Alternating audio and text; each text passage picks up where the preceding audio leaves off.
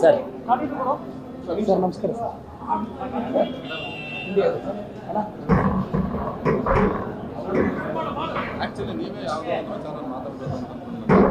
S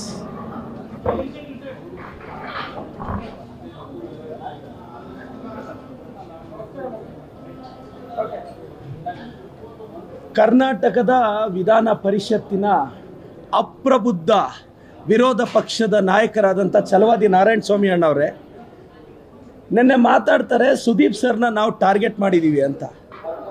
ಛಲವಾದಿ ನಾರಾಯಣ ಸ್ವಾಮಿ ಅವರೇ, ನಿಮಗಿಂತ ಜಾಸ್ತಿ ಸುದೀಪ್ ಸರ್ನ ಇಷ್ಟಪಡೋರು, ಅಭಿಮಾನಿಸೋರು, ಗೌರವಿಸೋರು ನಾವು.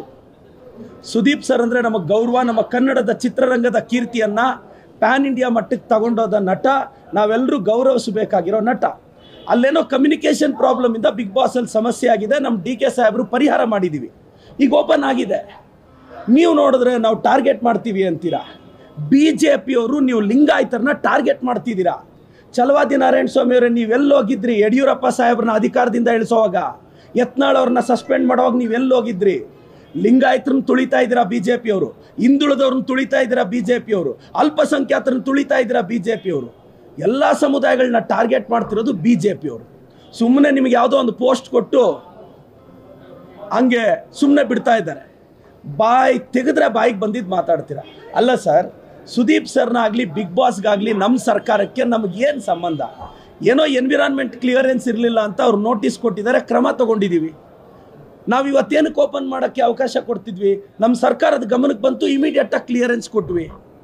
ಕಾನೂನು ಎಲ್ರಿಗೂ ಒಂದೇ ಅಲ್ವಾ ಸರ್? ಛಲವಾದಿ ನಾರಾಯಣ ಸ್ವಾಮಿ ಅವರೇ, ನಿಮ್ಮಪ್ಪಗಾದರೂ, ನಿಮಗಾದರೂ, ನನಗಾದರೂ, ನಮ್ಮಪ್ಪನಿಗಾದರೂ ಕಾನೂನು ಒಂದೇ ಅಲ್ಲ ಅಲ್ವಾ? ಬಿಗ್ ಬಾಸ್ಗೆ ಬೇರೆ ಕಾನೂನು ಇರೋಲ್ಲಲ್ವಾ? ನಾವು ಕನ್ನಡ ಚಿತ್ರರಂಗದ ಪರ ಇದ್ದೀವಿ, ಸುದೀಪ್ ಸರ್ ಪರ ಇದ್ದೀವಿ, ಬಿಗ್ ಬಾಸ್ನ ಗೌರವಿಸ್ತೀವಿ, ಒಂದು ಮನೋರಂಜನೆಯನ್ನು ಎನ್ಕರೇಜ್ ಮಾಡ್ತೀವಿ.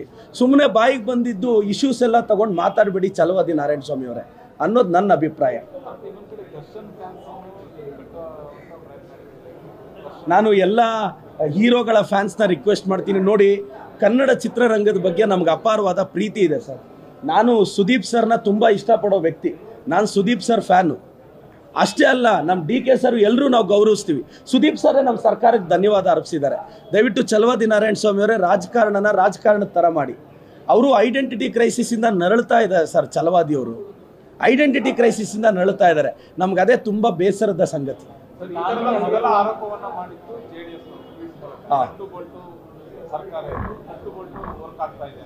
ಇಲ್ಲ ಸರ್, ನಮ್ಮ ನೋಡಿ, ನಿಮಗೆ ಗೊತ್ತಿರಲಿ ಸರ್, ನಮ್ಮ ಡಿ ಕೆ ಸಾಹೇಬ್ರಿಗೆ ಚಿತ್ರರಂಗದ ಮೇಲೆ ಅಪಾರವಾದ ಪ್ರೀತಿ ಇದೆ ಸರ್. ಸರ್, ಡಿ ಕೆ ಸಾಹೇಬ್ರದ್ದು ಒಂದು ಕಾರ್ಯಕ್ರಮಕ್ಕೆ ಸುದೀಪ್ ಸರ್ ಗೆಸ್ಟ್ ಆಗಿ ಬಂದಿದ್ರಲ್ಲ ಸರ್, ಅಷ್ಟು ಬೇಡ ಸರ್, ನನ್ನ ಕಾರ್ಯಕ್ರಮದ ಒಂದು ಸುದೀಪ್ ಸರ್ ಬಂದಿದ್ರಲ್ಲ ಸರ್. ಸರ್, ಈ ವಿಚಾರ ಕಮ್ಯುನಿಕೇಷನ್ ಪ್ರಾಬ್ಲಮಿಂದ ಆಗಿದೆ. ಅಟ್ಲೀಸ್ಟ್ ಇಂಥದ್ದೊಂದು ಗೊತ್ತಿದ್ರೆ, ನಮ್ಮ ಗಮನಕ್ಕೆ ಬಂದಿದ್ದಿದ್ರೆ ನಾವು ಖಂಡಿತವಾಗೂ ಆವತ್ತೇ ಜಿಲ್ಲಾಡಳಿತವನ್ನು ರಿಕ್ವೆಸ್ಟ್ ಮಾಡಿಬಿಡ್ತಿದ್ವಿ. ಒಂದು ದಿನ ಆದಮೇಲೆ ನಮ್ಮ ನೋಟಿಸಿಗೆ ಬಂತು. ನಾವು ಸುದೀಪ್ ಸರ್ನ ಗೌರವಿಸ್ತೀವಿ, ಅಭಿಮಾನಿಸ್ತೀವಿ, ಅವ್ರಿಗೂ ನಮ್ಮ ಸರ್ಕಾರದ ಮೇಲೆ ಗೌರವ ಇದೆ. Yes sir, thank you so much sir.